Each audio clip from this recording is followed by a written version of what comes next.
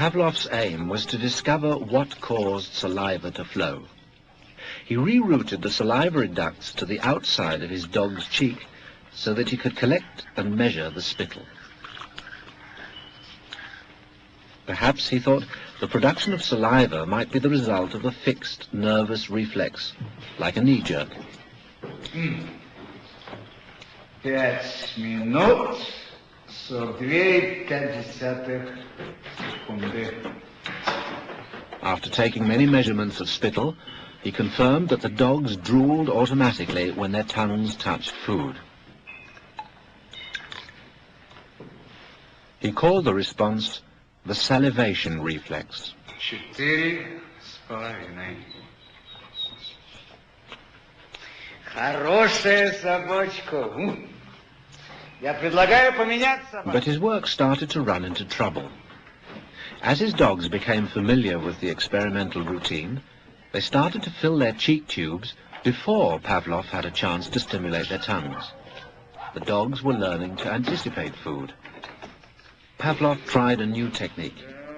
He erected screens so that the dogs couldn't see what was going on. Before passing meat through the hatch, he introduced a stimulus that was totally unrelated to feeding.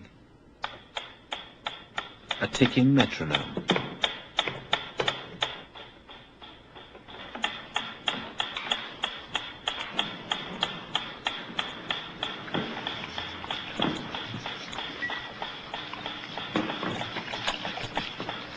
At first, the dog dripped saliva into its cheek tube only when the food appeared.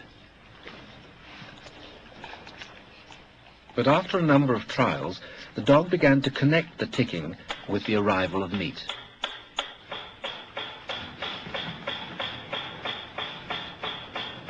Soon the sound alone made the dog drool.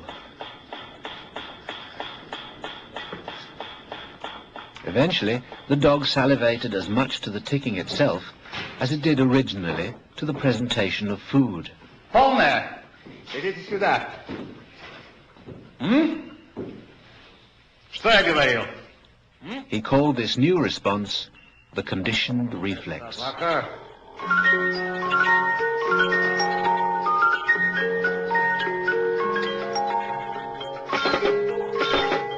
Whatever the stimulus, his dogs could soon be conditioned to produce saliva.